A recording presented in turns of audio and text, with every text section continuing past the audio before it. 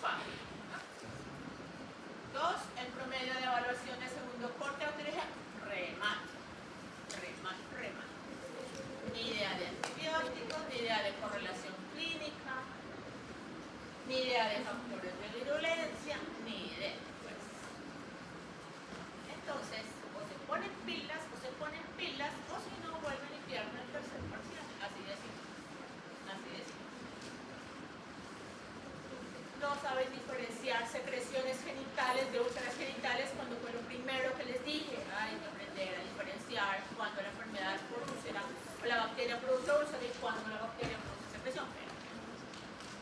No diferencian sífilis de gonorrea, imagínate.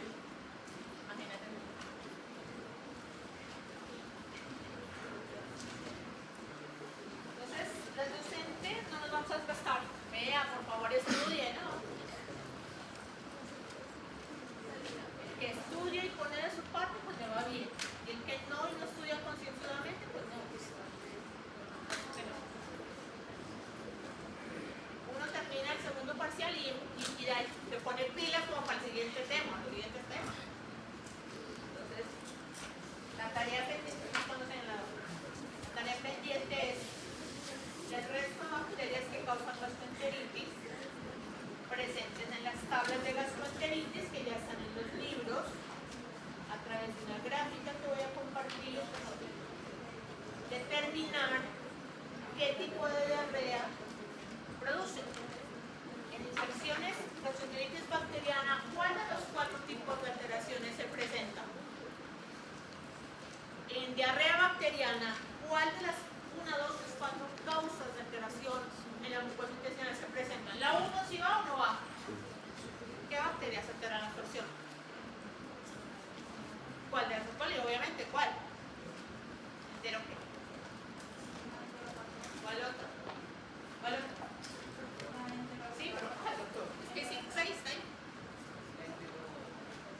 ¿Entero qué? ¿Cuál otra? ¿Alteran la absorción o la secreción? ¿Cuál otra? La enterohemorrágica, ¿qué dice aquí? Ah, sí, araña, epitelio y cáquira. ¿Cuándo decimos que es invasiva e inflamatoria? Cuando la bacteria pasa de dónde a dónde. De la mucosa a dónde. Pasó a la submucosa, hay invasión, por lo tanto activa la respuesta inflamatoria por parte de los leucocitos polimorfonucleares, ¿sí o no? Las heces son posadas y sangre. ¿Cuál? ¿Qué bacteria hacen eso? De las E. coli, ¿no? Ya te le pregunto al resto, pues. Solo tienen que abrir la tabla y leer nada más y decir, ay, pero este. Pero si no lo ha hecho, le va mal el inclusión. Tema visto, tema evaluado. Hoy terminamos los estudios. No les deje tarea, ya la tiene que tener lista. Si no se ponen pilas, no ganan esto. Llegan sin saber nada y eso no es la idea.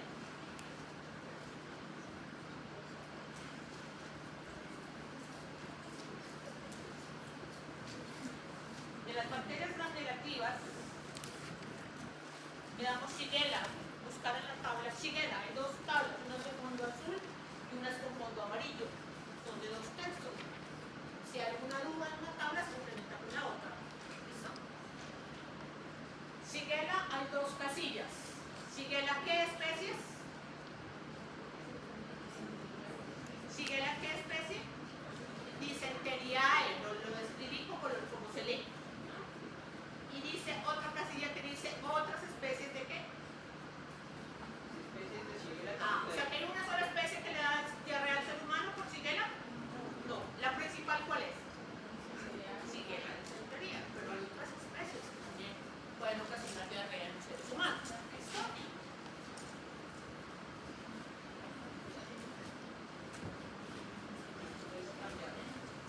Shigella dysenteria, enfoquémonos en esa porque pues es la más frecuente, ¿no es cierto? Con ese nombre.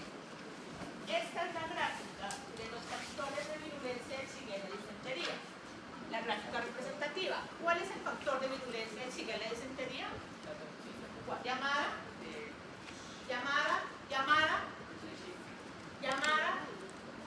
Tóxica, ¿sí? ¿Exo o endo? ¿Qué es? Es que eso depende de si les salga muy bien con el ¿no? Exo. Exo. ¿Es exo o es endotoxina la toxina Shiga? Exo.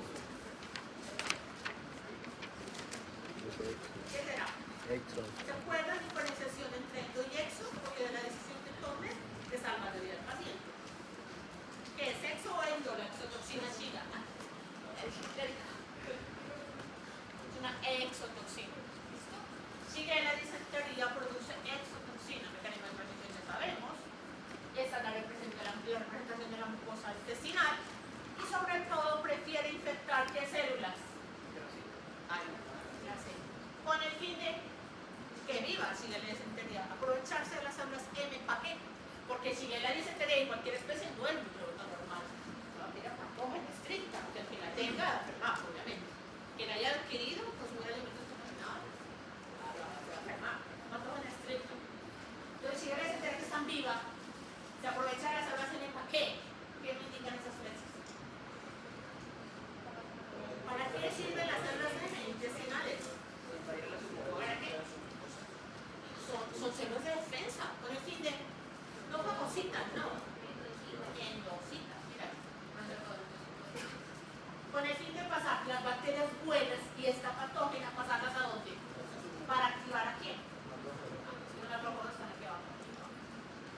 Macrófago, linfocitos B, linfocitos T, están en la submucosa. Esta sección se llama placa de Bayer, donde hay células de respuesta inmunológica. Y si ya la disentería se deja fagocitar, observen. ¿Pero qué sucede? ¿Se escapa de quién? Se escapa del macrófago. Evita la acción de microbicidad del macrófago. Ustedes en este van a ver todas las reacciones químicas de fagocitosis, todos los productos tóxicos que libera el macrófago en los lisosomas para matar las bacterias. La bacteria va. Ok, similar a cuál? A la E. coli invasiva. Y similar a otra E. coli también. Entonces, sí que la disentería se escapa del macrófago y va para dónde? ¿Va para dónde? Al enterocito otra vez. Para aprovechar el citoplasma y qué? Y multiplicarse por fusión binária. Y utilizar olas de actina para propulsarse de un enterocito a otro. Habrá un momento dado en que tantas shiguelas ocupan el espacio del citoplasma del enterocito que ¿qué le pasa al enterocito? De los 4 tipos de diarrea por alteración en la función y la secreción osmótica, por alteración en la peristaltismo o inflamatoria invasiva, ¿a cuál corresponde? ¿A cuál corresponde esta diarrea?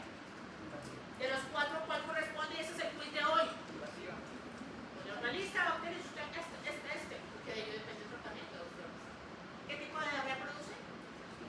1, diarrea por alteración, diarrea por expulsión, diarrea por hipersecreción de la mucosa o diarrea inflamatoria invasiva. ¿La bacteria pasó o no pasó a la submucosa? Sí. Conclusión. ¿Necesita antibióticos? ¿Sí o no? Sí. ¿Por qué? Porque ese paciente sí necesita antibióticos. Veamos. Pero eso es solamente una parte de la bacteria, un factor de violencia de la invasión. La otra segunda parte del factor de violencia es la bacteria, la toxina Shiga. ¿Qué le hace también al epitelio? Lo destruye también. ¿Y qué pasa cuando la toxina se disemine por vía patógena? Conclusión. ¿Qué pasa cuando la toxina Shiga está aquí en vía patógena? ¿Qué le pasa? Nombre de la enfermedad, por favor, consecuencias. Nombre. Nombre. Síndrome hemolítico. Expliquen qué es síndrome hemolítico. Porque bien grave es que tiene que salvar al paciente. Si no sabe qué es, pues se le muere el paciente enfrente. Por síndrome hemolítico. ¿Qué consecuencias del paciente? ¿Viste? Ya se los olvidó. ¿Qué consecuencias trae síndrome hemolítico urémico en el paciente? Hemólisis, urémico. ¿Hemólisis de qué? ¿De qué? Obvio, ¿no? Es obvio la respuesta. ¿Hemólisis de qué? Es obvio, la hemoglobina no se emboliza. Cuando decimos hemólisis, ¿es hemólisis de qué? ¿Lisis de qué? De la hemoglobina no. ¿De qué? De los eritrocitos, sí. Y urémico, ¿eso dónde es una palabra? Orina, orina. El órgano. Uréteres, riñones. ¿Qué le va a ocasionar la toxina Shiga a las células uroteliales? ¿Qué le va a hacer? Las va a destruir. Las destruye. Lo primero antes de pasar a sepsis, antes de pasar a shock séptico, paciente que falla renal. Revisen el periodo de incubación. ¿En cuánto tiempo? ¿Cuánto día? De 24 a 72 horas. ¿Rápido o no? Sí. A ver, entonces, le meto mucha mirada. ¿Listo? Las otras especies de Shigella, porque hay otra casilla que dice otras especies de Shigella no disentería, son simplemente invasoras del epitelio intestinal, pero no producen la toxina, esa es la diferencia. Shigella disentería es invasora y produce toxina. Hay otros estudios que dicen que esa toxina puede llegar al sistema nervioso central, por ahí lo dicen, están estudios, ¿vale? Pero la principal consecuencia es el daño intestinal y la diseminación de la toxina vía patógena, sobre todo y la anemia, por supuesto, drásticamente. ¿Ok? Siguiente casilla. Está retrocediendo. Observen en esta misma gráfica el efecto de Shigella disentería. Observen. Sobreviven los macrófagos, se escapa de los macrófagos, pues ingresa. Miren lo que le pasa al epitelio intestinal. Uno, por multiplicación de la bacteria. Y dos, por la toxina ¿qué? Citotoxina. Citotoxinaliza los eritrocitos también. Y daña y destruye a las células de cualquier órgano tejido, especialmente en la garganta. Shigella, representación gráfica de Shigella, mira, esta seña, multiplicación. Y esta célula llena de Shigella, ¿qué le pasa? Total. Esa es una gráfica académica, para que usted compare la diferencia de la patogenia con Salmonella, siguiente heterobacteria.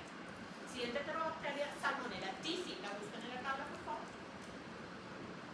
Salmonella typhi es de transmisión solamente entre humanos. Les comentaba que hay otras especies de Salmonella, que es una heterobacteria patógena, no es microbiota normal, no se olviden, es microbiota normal. Hay otras especies de Salmonella que infectan a los animales vertebrados, por ejemplo, Salmonella del pollo, Salmonella del cerdo, le da diarrea al cerdo, Salmonella de la lagartija, le da diarrea a la lagartija. Para cada animal tiene sus especies de Salmonella, pero la del hombre, ¿cuál es? Salmonella de transmisión entre humanos, fecal oral entre humanos, obviamente. Lo malo es que las otras salmonelas de los animales se pueden infectar al ser humano, ¿sí o no? Sí, también les produce la diarrea. Pero nos vamos a enfocar en Salmonella typhi, que es de transmisión entre humanos. Entonces ya sabemos, usar alimentos contaminados con heces, obviamente, manos sucias, contaminadas con las bacterias, esa Salmonella, pero, y observe la diferencia en cuanto a la patogenia, por supuesto. Observe la diferencia. En este lado, la patogenicidad de Salmonella y observen en este lado la patogenicidad de Shigella. Pero miren la diferencia. Ambas atraviesan ¿qué? Pasan a la submucosa y son detectadas por quién. Pero el macrófago la fagocita, ¿sí o no? Sí.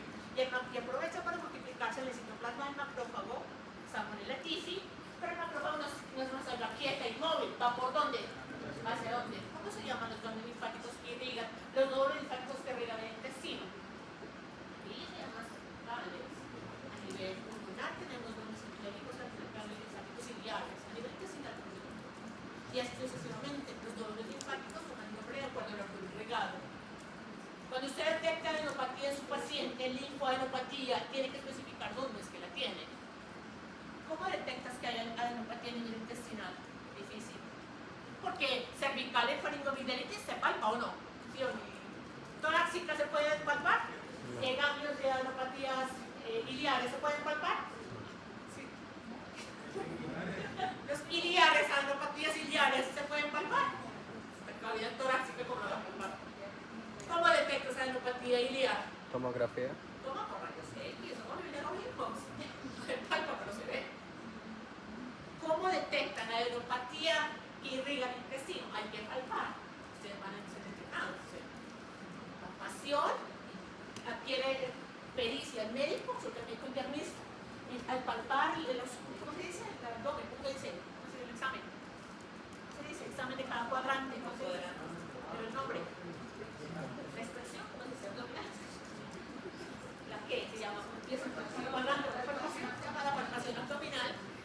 Ustedes van a entrenar en eso y imagínate que aquí hay una experiencia de detectar adenopatías mesentéricas. Y si hay adenopatías mesentéricas, ¿qué problema tiene el paciente? Y si logras palpar las adenopatías linfoadenopatías mesentéricas, ¿qué sospechas que tiene el paciente? ¿Cáncer, sí o no? Sí, claro que sí. ¿Y qué más? ¿Qué pasa con estos nódulos linfáticos? ¿Se quedan chiquiticos o aumentan de tamaño?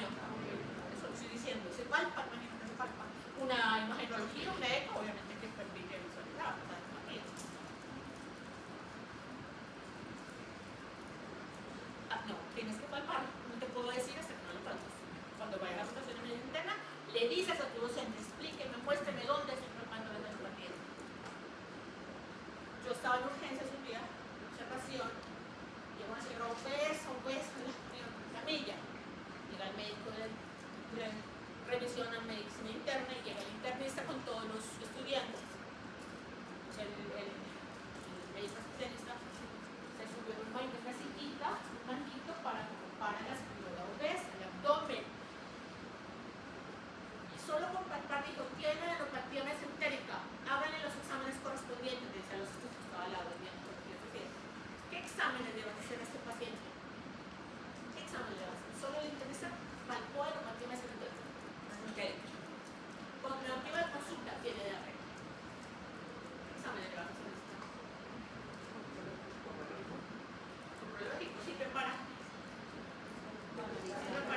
detectar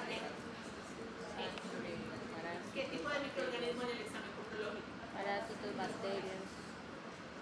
Pregúntenle a la profe María Janet qué parásito causa neuropatía mesentérica.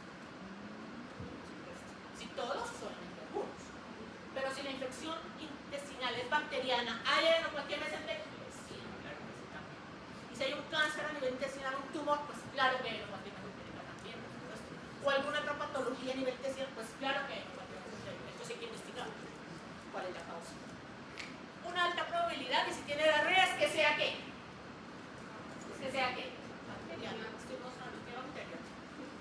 Es Salmonella typhus.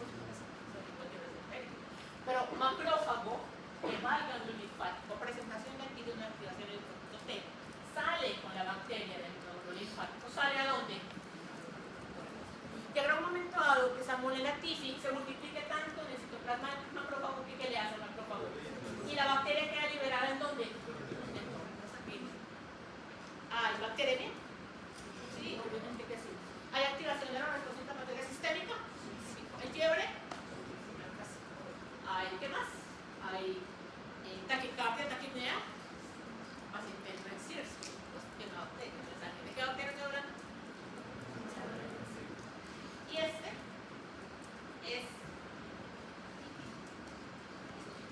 este es también el flujograma de la patología, patológico de gastroenteritis por Salmonella typhi, que ahora le vamos a cambiar el nombre. Se ingiere, ya saben cómo, ingestión de alimentos contaminados, la bacteria no se ve, y yo aquí aumenté un alimento adicional. Pero no es por Salmonella typhi, es por la salmonela del pollo, de la gallina. Si las gallinas se infectan con Salmonella pollorum, los huevos que expulsan las gallinas ponedoras ya vienen con Salmonella. El ser humano se infecta, sobre todo aquellos que les gusta, no les gusta, no sé, tienen en su hábito, se están internando de comer, de preparar batidos con huevos crudos o no. No se preocupen, ¿no? Porque los huevos que consumimos en nuestra dieta diaria los compramos en la tienda o en el supermercado, ¿sí o no? Y provienen de avícolas reconocidas, ¿sí o no? Nombres de avícolas. Huevos Quique, huevos, no sé qué, Santanita, ok. No se preocupen que esas avícolas reconocidas de nombre, ¿no? Garantizan que sus dos huevos antes de ir al mercado les hacen prueba microbiológica. Pueden ser contaminadas. Antes de salir al mercado tienen que les hacer un análisis microbiológico. Pues, me refiero a aquellas gallinas ponedoras de crianza casera, lo que se llama huevos de gallinas de patio, ¿cierto? Gallinas ponedoras de patio. Las gallinas de patio tienen ya. A veces han visto que los huevos, cuando los compran en el supermercado y han sufrido un proceso de desinfección, los huevos llevan limpiecitos o no. Pero han visto algunas veces popó pegado en la cáscara del huevo. Pues así falló el proceso de desinfección, imagínate. Porque las gallinas colocan los huevos y salen por la cloaca y se untan de popó de gallina, obviamente. Entonces, si esa gallina tiene Salmonella pollo, obviamente tiene alto riesgo de infectar. ¿Bien? Claro, y la cáscara es muy recién puesta, la cáscara del huevo es muy absorbente, inclusive. Veamos la patogenicidad, pero enfoquémonos en Salmonella typhi. ¿Listo? No solo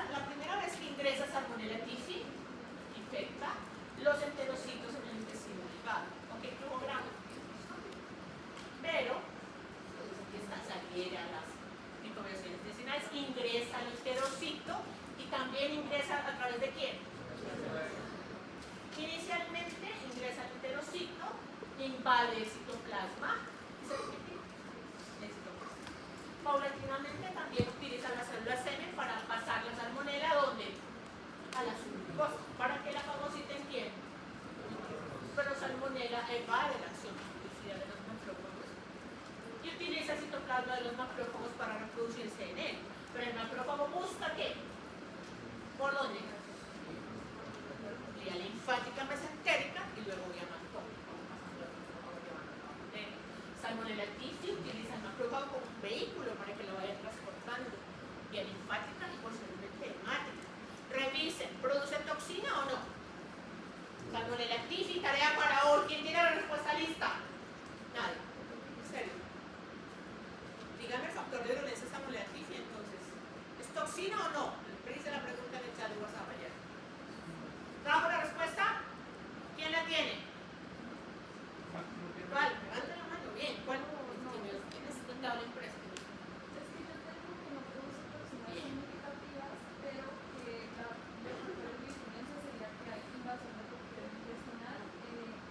Hay una activación del sistema de secreción y una resistencia pues, a la resistencia.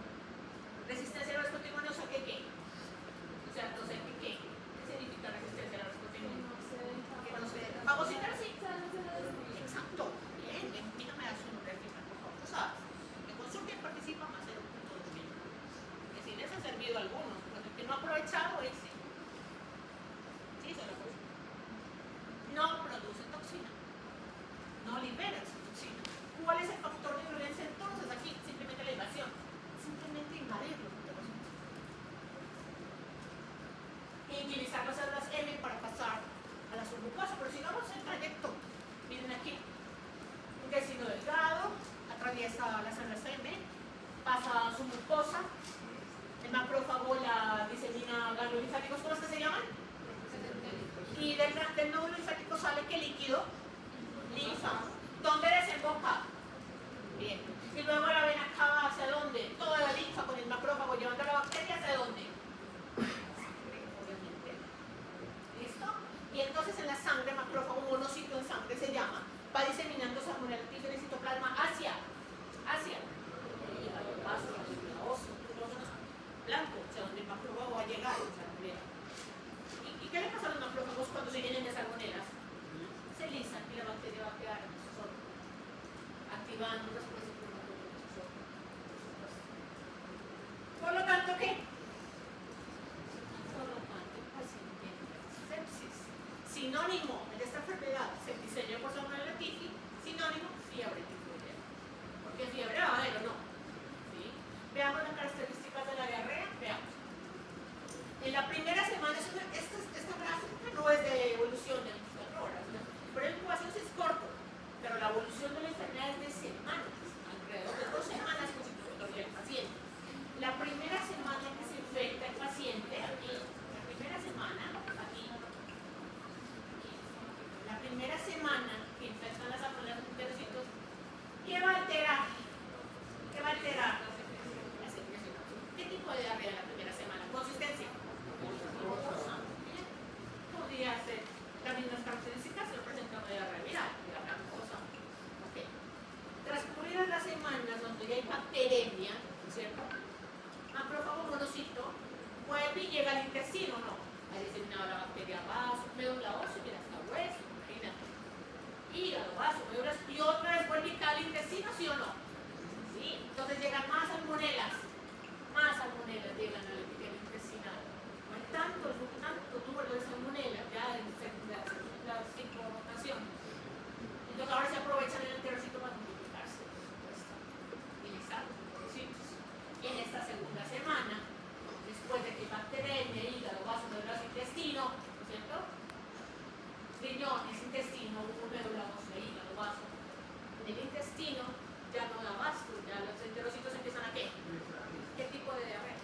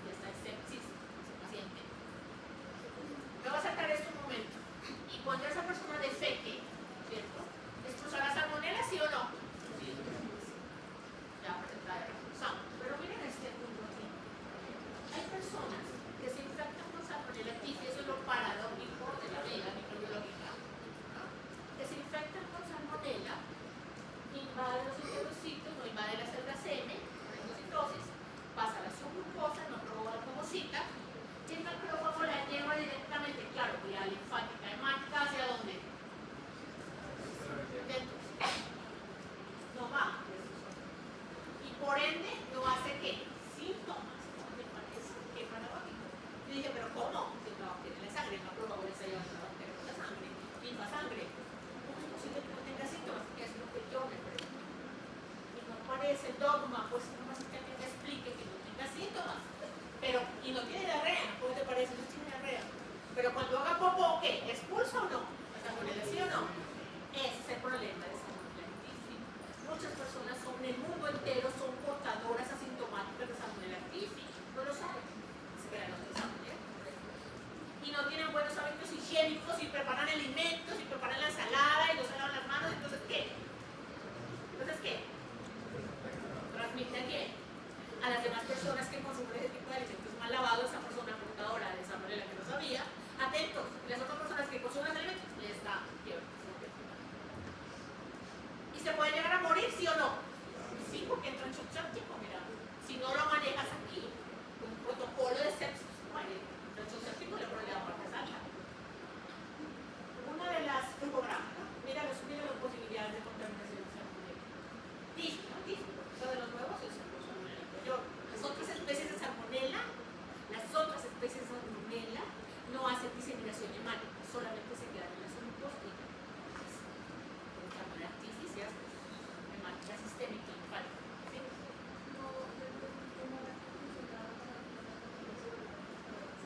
Exacto, y yo tampoco lo entiendo.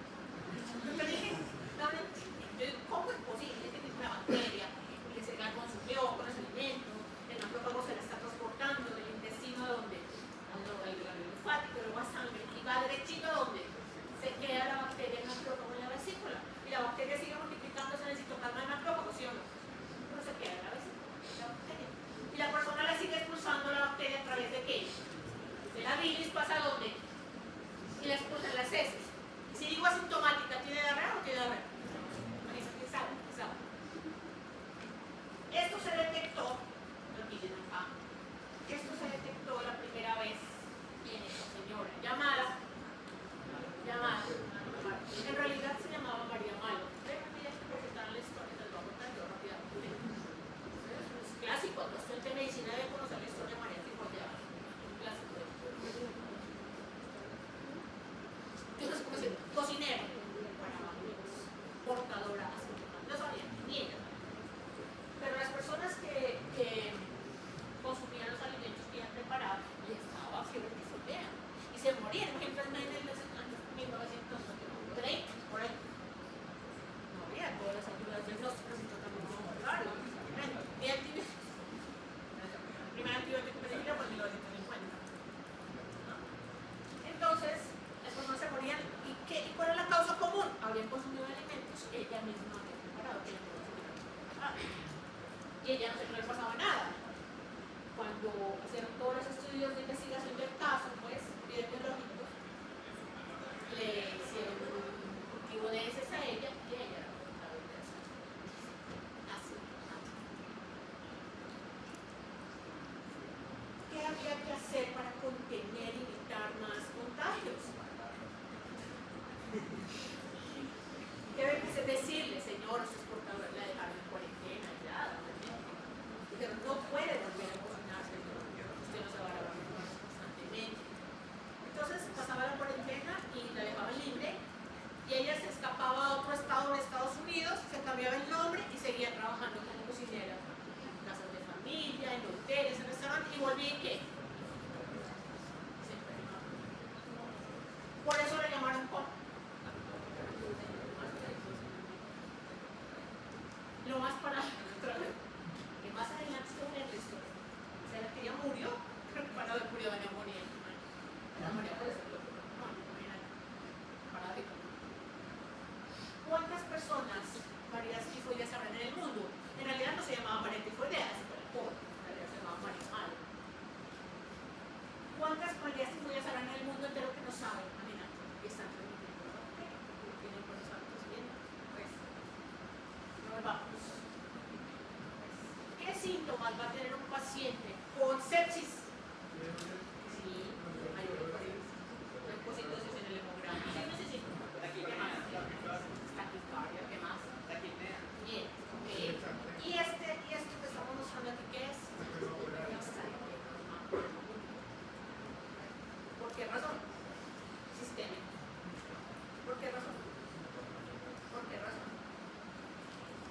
Hay un daño en la permeabilidad De los del endotelio. de De las células endoteliales.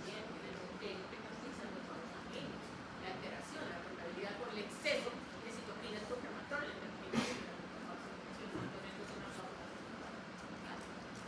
Su paciente llega a taquicardia, tenía fiebre alta, telopocitosis en el hemograma. Usted ya le da sus púrticos, bueno, mal pronóstico. Usted ya le ve observar en esa antena, bueno, mal pronóstico.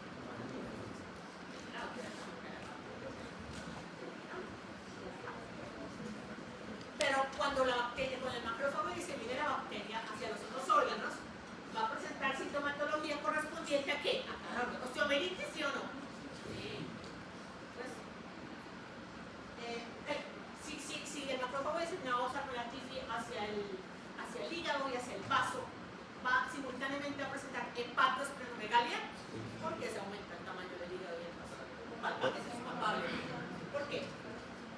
Por el daño en... Porque hay más macrófagos en el hígado y el vaso, sí, claro. Van a fagocitar la bacteria. Entonces, ¿entran en mitosis o no? Por eso no lo van a hacer.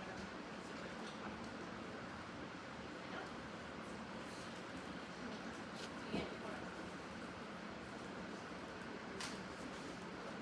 Entonces, observen la diferencia. Ambas, Salmonella typhi y Shigella disentería, ambas son bacterias inflamatorias invasivas. ¿Sí o no? Sí, con disentería, pero el proceso de la patogenia es igual o diferente.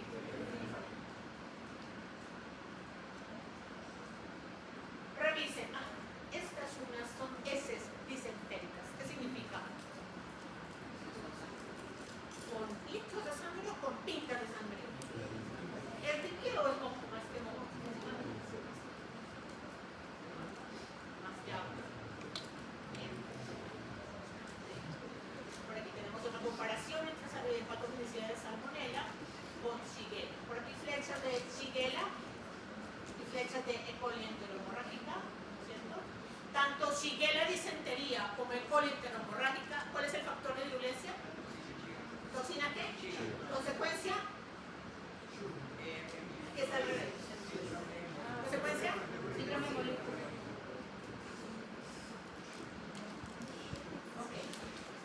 Cuando uno va a dar una charla educativa a la comunidad, no te van a entender lo de toxina, no te van a entender nada, van a entender que se van a entender. Cuando van a dar una charla a la comunidad para prevenir contra la diarrea, uno utiliza gráficos, carteleras, que la persona entienda cómo se contagia. Y si entiende por qué razón le da diarrea, explicándole con muñequitos, toman medidas de prevención. Espero que cada uno de ustedes ya sepa cuáles son las medidas de prevención.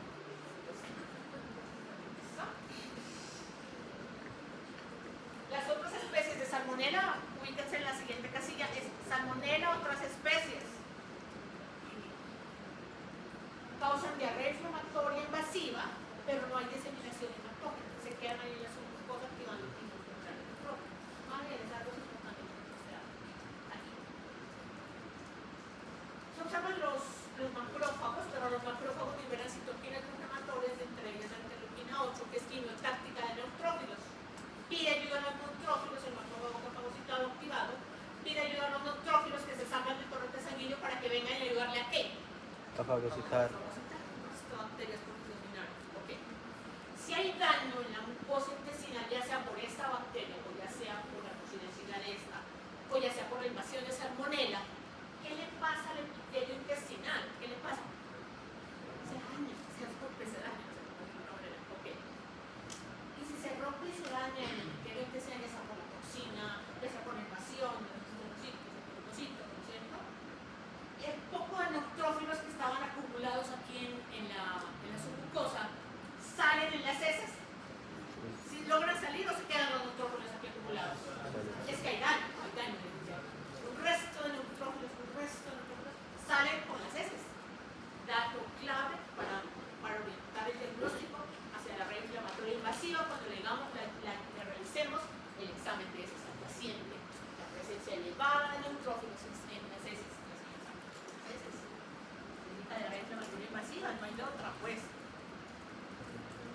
Siguiente, enterobacteria, no hemos salido de la misma familia. Siguiente familiar de Escherichia coli, de Salmonella, que son enterobacterias, se llama Yersinia enterocolítica. ¿Cuál es el factor de virulencia? Aquí está la gráfica, la gráfica que ya puedo entender qué tipo de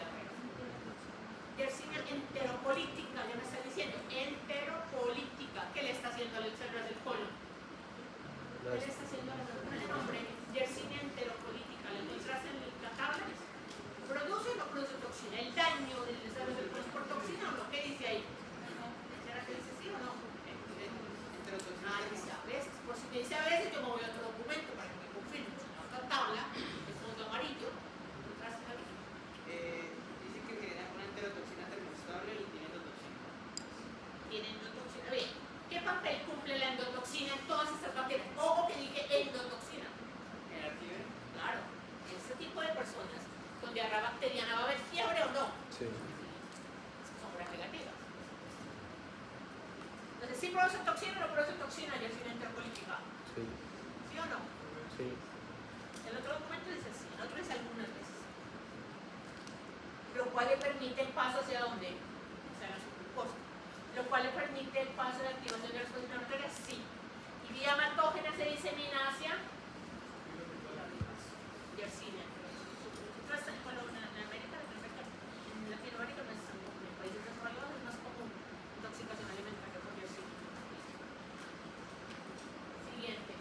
Antes, aprovecha la célula CM también y eso hace que pase a la subglucosa. ¿Tipo de diarrea inflamatoria qué?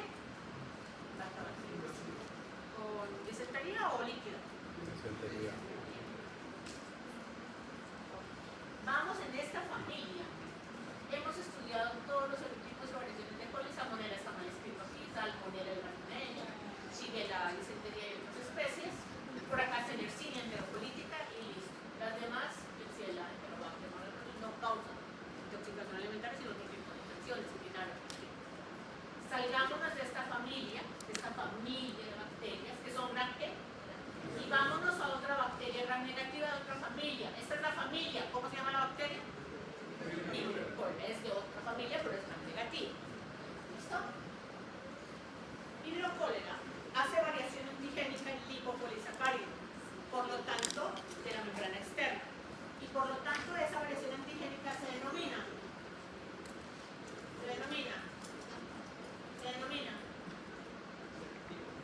Aquí lo estoy señalando. Por lo tanto, cuando hace variación antigénica, ¿qué es lo que, cómo es que se llama? ¿Antígeno qué? Antígeno, recuerda, no es cero. Le diga cero la base. Se me dice médico en este estudio, mantiene la libre. No es cero, por si acaso. ¿Es qué? Es O.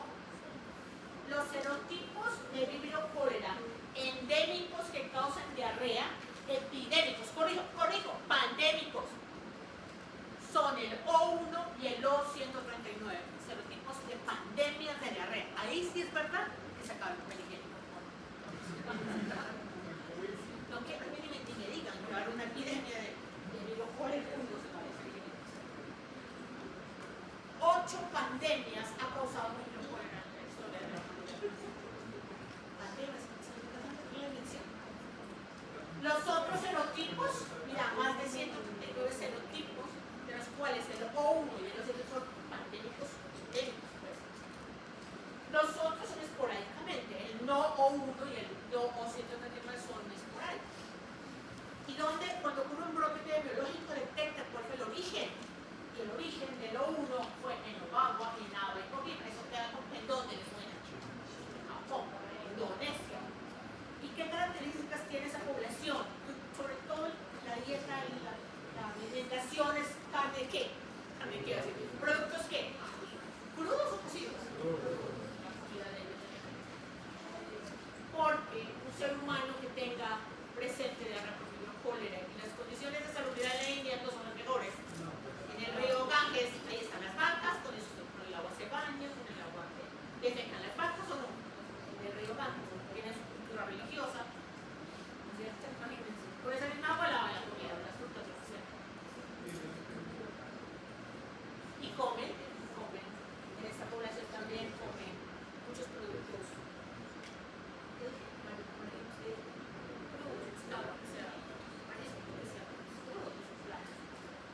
Porque si el producto marino, si la comida, se calienta, ¿qué le va a pasar a ustedes? Pero veamos el factor de virulencia. Entonces, se llama 0-glucoso 1 o 139, o 139 en India, en Calcuta en India, en los 101 en Indonesia y todas estas islas por allá, apasionados epidemiológicos. Esta es una tensión de Gram, son bacterias en forma de comas, gram negativas, tienen un flagelo, un solo flagelo que permite la movilidad, y la otra característica importante de vibrio cólera es que es halofílica, o sea, tolera qué. Por eso vive en el agua del mar, ¿cómo te parece? Cuando alguien tiene diarrea por vibrio cólera y vive a las orillas del mar, no tiene servicios higiénicos, pues el agua lluvia arrastra esas heces ¿a dónde? Al mar. Y los alimentos se contaminan, la comida que consuman por vibrio cólera. Por tal razón, no es normal que a una persona de ciudad le dé diarrea por virus cólera. Los datos epidemiológicos son básicos. ¿Vivir en dónde? En zona costera. O vivir, y esas personas que viven en zona costera, mira el tipo de vivienda. ¿Por qué tienen esos palos? Porque llega la marea. ¿Pueden apreciar ustedes si tienen baño? ¿Si tienen acueducto? ¿Tienen o no tienen? La poquita agua dulce, mira, en esta misma agua se bañan, ¿qué más? Lavan la ropa. ¿Dónde le sacarán? Por aquí en el monte. Y el agua ayuda más, el agua dulce, y luego viene. Ay, qué horrible, me acordé como hoy, yo veo en Yugo, cuando hay inundaciones, se disparan. Pero antes les comento las pandemias. En rojo, los países donde se generó la pandemia. ¿Listo? Cronológicamente hablando, la primera en India, Bengal, Europa dice aquí, Rusia, en el año, Alemania, Indonesia, Perú, en 1991, y la comida peruana es sobre todo, ¿qué tipo? Pero contaminada con virus-cólera, cruda. Las corrientes de agua marinas, cuando hubo un brote epidemiológico en Ecuador y Perú, atentos, la corriente de agua trajo la bacteria ¿dónde? A las cosas, se infectaron personas.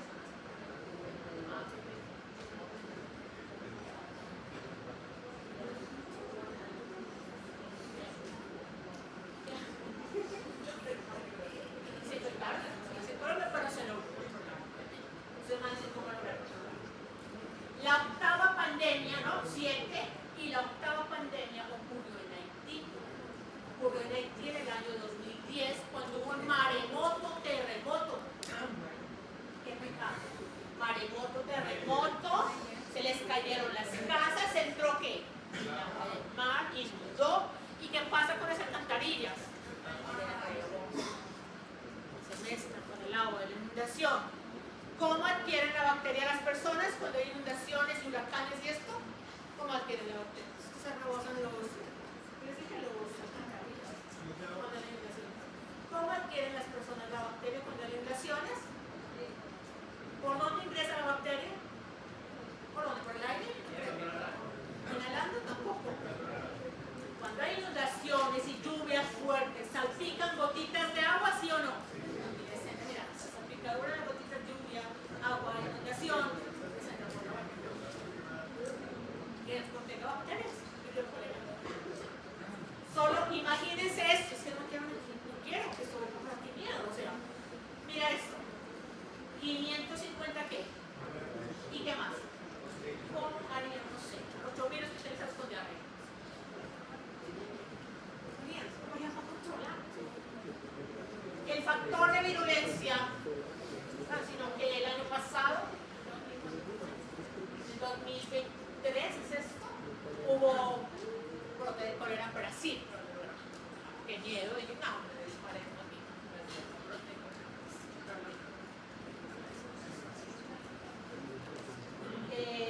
Ya ustedes saben cómo se transmite, cómo se previene, ¿cierto? Claro que sí. El factor de virulencia es la toxina del cólera. ¿Endo o exo? Endo o exo. Exo. De por sí tiene endo, o sea, ya la tiene. Mírala aquí.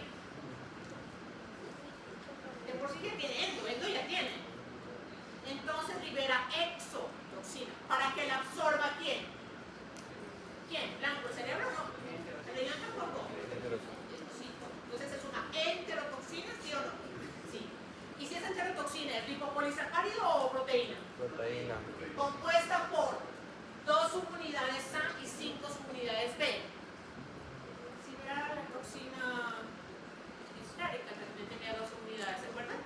Solo que esta tiene 2 subunidades A y 5 subunidades B. Es una proteína, tiene 2 fracciones. Ahí ven las diferentes fracciones. La fracción B le sirve para reconocer el receptor que lo tiene en el enterocito. El receptor se llama la miosina. ¿El receptor para quién? Para la fracción B de la proteína de la toxina del cólera. Tiene 5 subunidades B. ¿Sí La capta el enterocito, ¿sí o no? Sí. Pero la que ingresa al citoplasma del enterocito, ¿cuál porción es? La 1 o la 2, cualquiera de las dos. Eso ya lo conocemos. Y cuando ingresa el enterocito, activa la enzima, ¿cuál? La enlazocinasa. Consecuencia, un aumento de que se acumula en la membrana citoplasmática del enterocito. En lugar de absorber, ¿qué va a desencadenar? La secreción abundante de agua, de electrolitos, de iones. Por lo tanto, la diarrea, ¿qué tipo de clasificación tiene? ¿Diarrea qué? Acuosa. De todas las bacterias, esta es la que mayor pérdida de líquido causa en el ser humano. Si no estoy mal, en el literatura dice 70 litros de agua pierde el ser humano defecando diarrea por esta. ¿Causa de la muerte? No. ¿Causa de la muerte? Shock polémico. Usted tiene que actuar ahí. ¿Cómo haría? Con los 8.000, imagínate. Va a sacarlos de shock polémico. ¿Cómo haría? Muchos se murieron, 500 se murieron. Causa shock polémico. ¿Cómo se maneja? Raptando a chorro. ¿Me entendiste? Lo ven el frasquito de cuero. A chorro, el golpe. Polémico. Ok. Tinción de Gram de biocólera, la negativa, curveada, pero no de cólera. Pero esa tinción de Gram no es de las heces, es del cultivo, porque sí toca cultivar las heces para identificar vibrocólera y posteriormente identificar qué. No, también tú ya tienes que iniciarlo con la sospecha clínica epidemiológica. Pero es obligatorio hacer cultivo de ese paciente para que crezcan las colonias, identificarlas esa protección de Gram y qué más. ¿Y qué más? No necesito antibiograma, menos mal que no generador resistenciado todavía. Menos mal que la pueden manejar empíricamente, pero es obligatorio hacer cultivo, ¿por qué? Para determinar, Epidemiológicamente, ¿qué necesitamos saber? pues si es Si es el O1 o es qué. Pues lo que. Y para ello necesito tener una colonia de bacterias o no. Con fines epidemiológicos, confirmatorios, se necesita hacer un cultivo. Con fines diagnósticos no da tiempo de esperar. Actuar inmediatamente con antibiótico. Ya lo saben. ¿Cuál es el antibiótico de primera línea para virucólera? ¿Cuál es? No, dime primera línea. No es que ya estudiaron antibióticos, se les olvidó en serio. Qué mal, ¿verdad? Si de aquí en adelante todos los días de tu vida vas a utilizar antibióticos. Todos. De estudiante y como médico. ¿Cuál? no se ve cloramfenicol. ¿Cuál? Cloramfenicol. Muy tóxico el cloramfenicol. ¿Se acuerdan que lo anexaron en las tablas? Le dije anexen aquí con lapicero. ¿Sí ven que se olvidaron? Qué chévere. Por lo tanto, quiz de antibióticos todas las clases lo voy a hacer. Que si no, te entraron los antibióticos por aquí. Si en serio, se les nota que ni idea. Ni idea. ¿Cuál es el antibiótico de primera línea para el tratamiento de cólera? Empíricamente, antes de que se haga el cultivo. Correcto. Yo lo pronuncio mal. Ah, ya. ¿Qué es una qué? ¿Qué es una qué?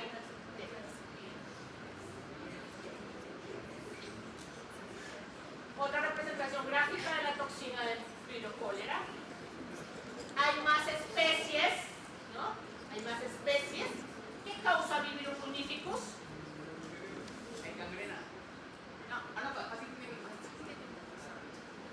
Pero no le da fascitis porque se consumió el marisco, sino ¿cómo? Porque normalmente son los surfistas que... Corto con el arrecife, el coral, los surfistas. ¿Listo? Sin embargo, en las zonas endémicas, sí, por consumo de marisco. Este virus parabolíticos está en la tabla, está, pero en Latinoamérica no es endémico, solamente es endémico en países asiáticos, el virus parabolítico.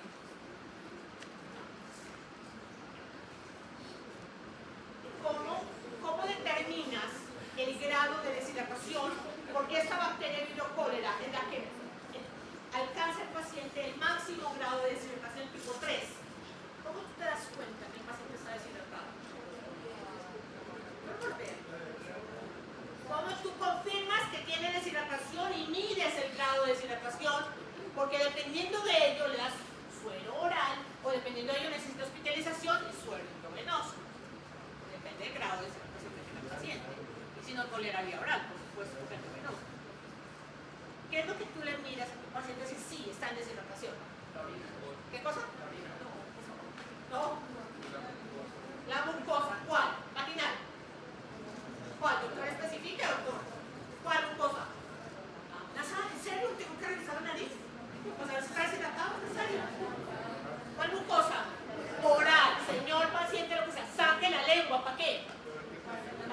¿Significa que está seca? Obvio. No es mucosa vaginal, no por si acaso, ni respiratoria ni nasal. ¿Listo? 2. Otro signo y síntoma de deshidratación, ¿cuál es? No, listo, ya terminar, semiológicamente hablando. La,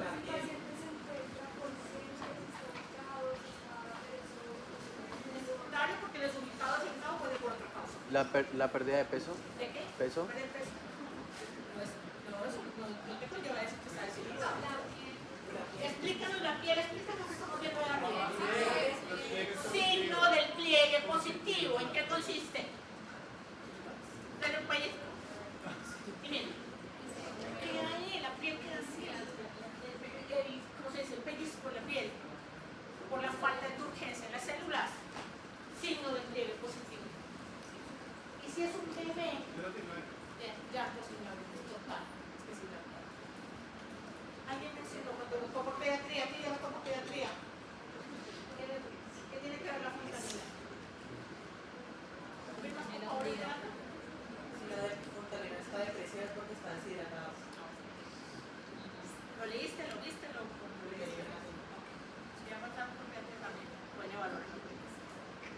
¿Deprimida o elevada? Elevada y es meningitis, ¿no? Eso lo vamos a ver en meningitis. Bueno, ok. Entonces, cuando tú dijiste eso, no es desorientación, es debilidad. ¿Por qué? Bien. Y las piernas, va a poder caminar, va a poder flexionar. Les duele, se me duelen las piernas. ¿Por qué? ¿Por qué? No tiene nada que ver con el líquido sinovial. ¿En qué se refleja la falta de potasio? Todo eso, usando. En las heces. Cloro, potasio, sodio, agua, todo en las heces líquidas. ¿Qué consecuencias traen y dolor, siente dolor en las piernas, no puede pararse, de la debilidad. ¿No está desorientado? Pues, pero no implica que sea por deshidratación. Bueno, déjame terminar. Las heces por bibliocora son líquidas. Y el color es similar a agua de arroz, es líquido blanco. Con restos de alimentos, bien entérica. ¿Por qué? No es esteatorreica, porque diarrea ya vieron. ¿Diarreasis ya vieron? ¿Todavía no? ¿Diarreasis ya vieron? ¿Sí o no? Sí. Bueno, hoy hacemos quiz de diagnóstico diferencial de diarreasis con vibrio cólera. La RD queda igual, los mismos signos son iguales, pero no es un parásito y es una bacteria. Diarrea líquida, acuosa, abundante en volumen, parecida al color agua de arroz, en este caso, y entéricas con restos de alimentos no digeridos. ¿Por qué? Por la ¿Qué? porque disminuye la motilidad Que no se absorbieron, pasaron derecho. ¿Por qué? ¿Cuál es la alteración? en la motilidad, ¿no? ¿La qué? La secreción. Agua, bueno, los alimentos que creo procesar. Ok. ¿Me muestro la tabla? ¿Qué bacteria gram negativa me falta? Estoy en las gram negativas, porque ahorita conozco la transmología.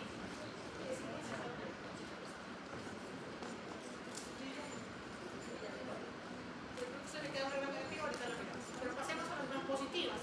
Bacterias gram positivas en las tablas que desencadenan gastroenteritis. Vamos al género Clostridium, jóvenes. Especies, ¿cuál?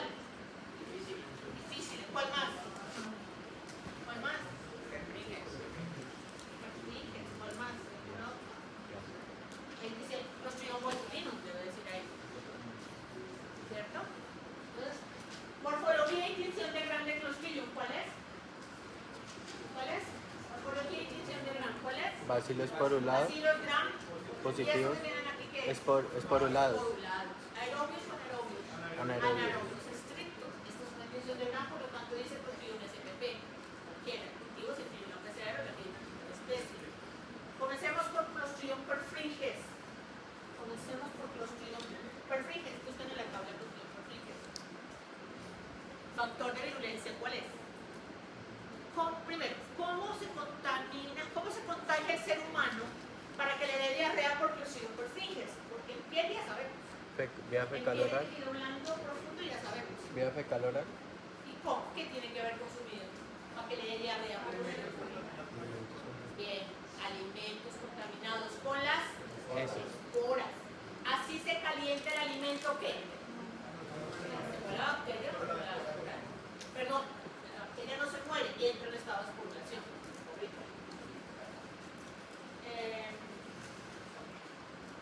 Factor de virulencia, avancemos. La cepa A produce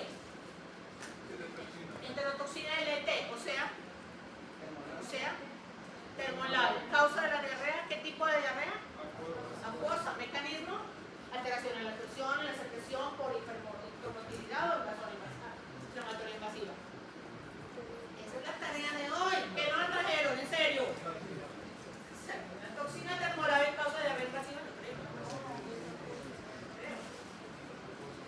¿Por qué esa cosa, doctor? ¿Necesita antibiótico o no necesita antibiótico? El paciente. Porque es que esa aumenta los niveles de GMP cíclico. AMP cíclico. Tanto hace expulsión de agua y electrolitos masivamente. La diarrea es líquida, no necesita antibiótico. Cuando la diarrea es líquida y no hay invasión, solo necesita ¿qué tratamiento? Siguiente, cepa ¿qué? Cepa C, produce enterotoxina ¿qué? ¿Qué tipo de diarrea? ¿Por alteración de la presión, en la secreción inflamatoria invasiva o alteración en la motilidad? Miren la toxina. Invasiva. No sabemos en sangre. ¿Disentería o no? ¿Por qué razón? La enterotoxina necrotizante de la cepa C produce ¿qué? ¿Produce qué? Todo depende de la cepa. La A es diarrea. La C sí es disentería. Siguiente, Clostridium difficile. Clostridium difficile. Microbiota normal sí es microbiota. Ahí tenemos en la práctica. ¿Qué hace? Que se vuelva mala. O sea, impacta. Profe, esa no era la que tú decías que, o sea, que ella es esporulada, pero ella germina a partir del uso de antibióticos. No. Si está en la mucosa intestinal, ¿tú qué crees? ¿Que está en espora o está en forma de bacteria? Claro. Pero se activa es por la disbiosis. Activa la producción de la toxina es por la disbiosis. Porque esa bacteria se reproduce en cantidad. ¿Todo por qué? Porque el paciente es hospitalizado largo tiempo y está muriendo de antibióticos. Para otras bacterias. Factor de virulencia. Factor de virulencia, ¿cuál? ¿Cuál? Terminación A, y eso que me está diciendo aquí, ¿qué me está diciendo aquí? Desde una colitis leve hasta una colitis pseudomembranosa y consecuencia o complicación, ¿cuál? Un paciente con función difícil tiene todas estas capas a través de una colonoscopia de secreción purulenta, de adherida, pseudomembrana y secreción purulenta adherida en la membrana. Cuando el gastroenterólogo observa esto, determina que una colitis, ¿qué? Pues inflamación, obviamente que sí. ¿Qué más? Pseudomembranosa, no detecta por colonoscopia. Por ejemplo. Ok. Coloniza el tracto digestivo después de que su microbiota habitual haya sido alterada por el tratamiento antibiótico. Alguien que es auxiliar de enfermería. Alguien me compró. Lo más difícil que yo he visto como auxiliar de enfermería es manejar un paciente con diarrea por Clostridium difficile que está hospitalizado. Porque diarrea va a tener, ¿o no? Estar acostado en una cama, ¿sí o no? Porque tendrá otra infección por la cual está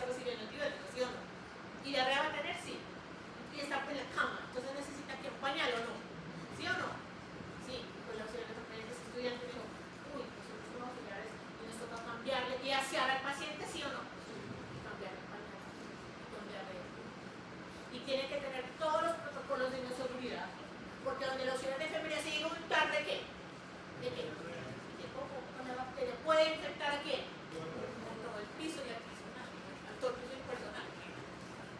¿Se imagina todo el protocolo de la seguridad que tenemos que tener?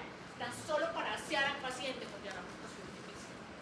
No podemos ni siquiera limitar riesgo de la gente del paciente. Puede llegar a contaminar solamente al resto. Ok. Sin embargo, ¿cuál sería el manejo del paciente con diarrea percusión difícil? ¿Cuál sería el manejo del tratamiento?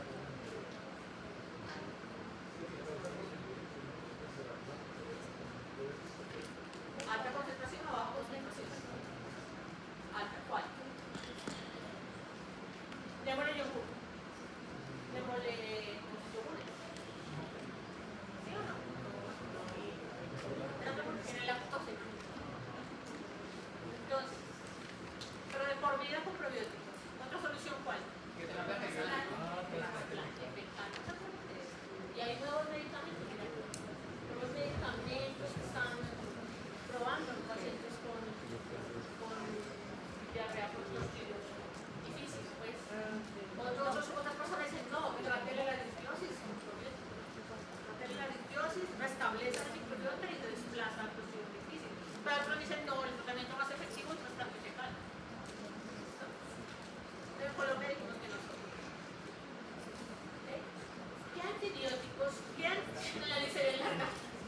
antibióticos predisponen a la diarrea por clostridium difícil? Mira, frecuentemente, los más frecuentes. El paciente está hospitalizado por otra enfermedad infecciosa y que está hospitalizado y está recibiendo los más frecuentes. Porque los otros digamos que no, pero claramente.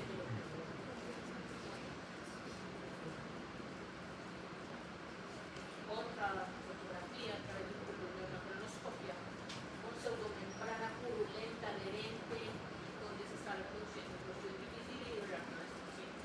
Colitis hemorrágica pseudomembranosa. Ese ya es postmortem, obviamente. Dice, clostridium difícil por sus toxinas produce lesiones necrotizantes en el colon que se recubren de qué? Fibrina y en un espectro de pseudomembrana. ¿Dónde vimos fibrina pseudomembrana? ¿En qué otra enfermedad? En difteria. Pero es que ¿qué son el colon?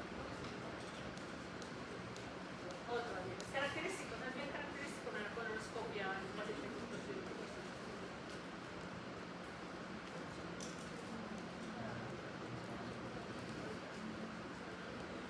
Siguiente bacteria gram positiva. Bacillus cereus. Bacilo gram positivo es por un lado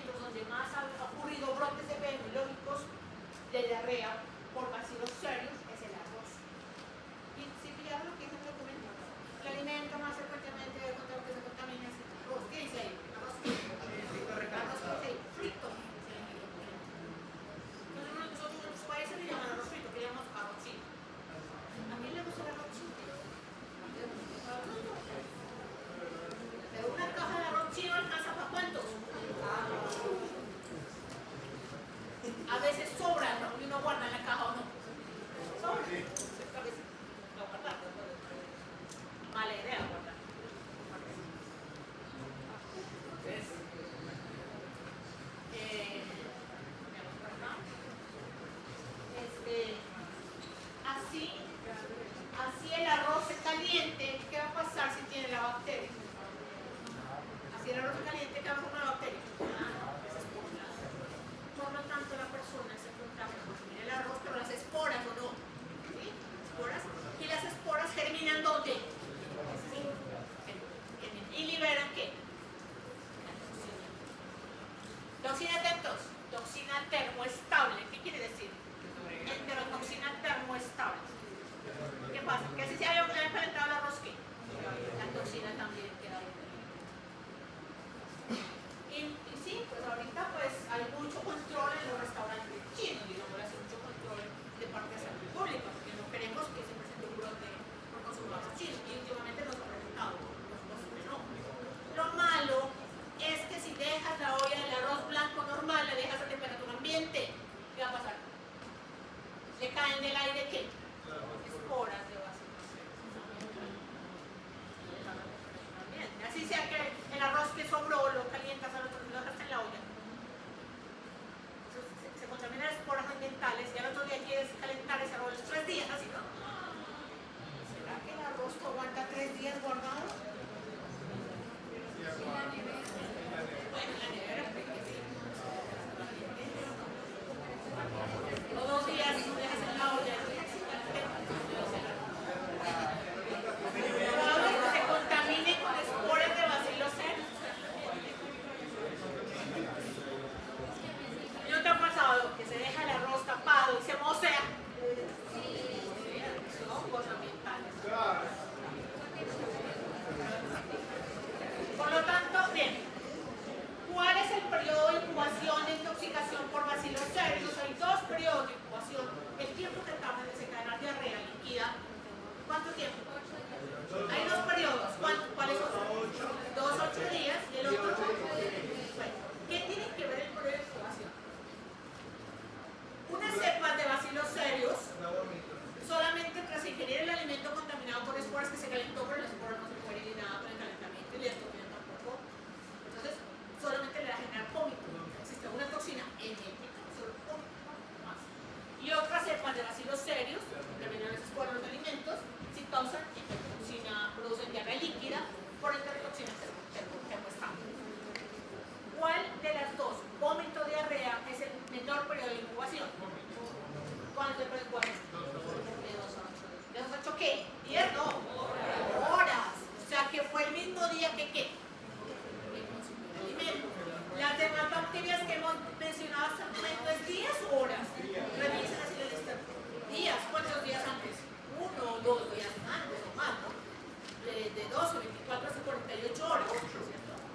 ¿Te ha pasado que vas al baño porque tienes dolor abdominal tipo cólico y no te ir al baño? Vas al baño y diarrea. ¿Te ha pasado? Sí, muchas veces. Y uno en el baño se pone a pensar ¿qué? ¿Comí o no? ¿Qué comí? A ver, ¿qué fue lo que comí? Ay, me cayó mal. ¿Está? Posiblemente es diarrea por Bacillus cereus. Y no necesariamente picar roxina. ¿Por qué? Porque el periodo de incubación es del mismo ¿qué? Día. Este alimento por la mañana y ya por la tarde por la noche. Líquida. La otra bacteria, por lo tanto, esta diarrea por Bacillus cereus es un antibiótico. No. Es una diarrea autolimitada, dice el documento. Cuando se dice autolimitada, esta es una transición de líquidos morables.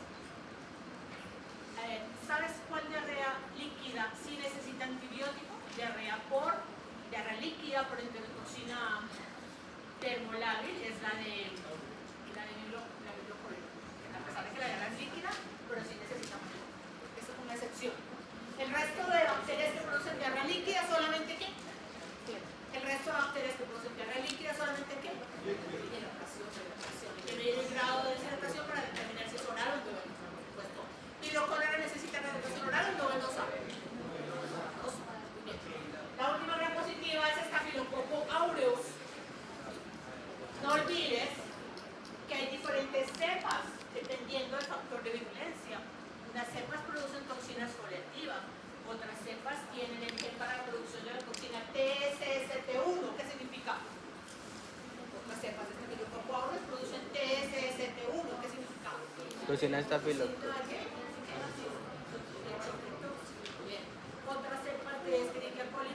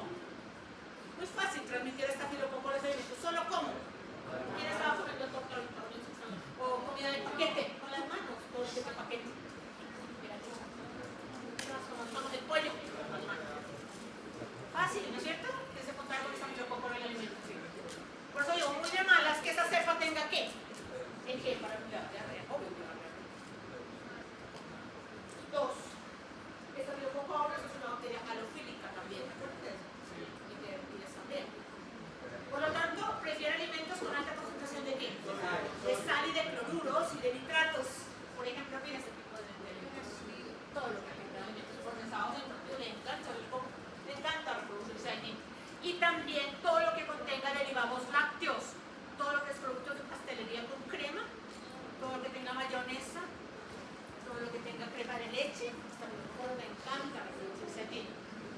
Por eso, las tortas frías, ¿qué? ¿Qué? ¿Qué va a hacer? ¿Hay que dejarlas en la temperatura ambiente? Bien. La temperatura de refrigeración de la nevera no mata la bacteria, pero detiene ¿qué?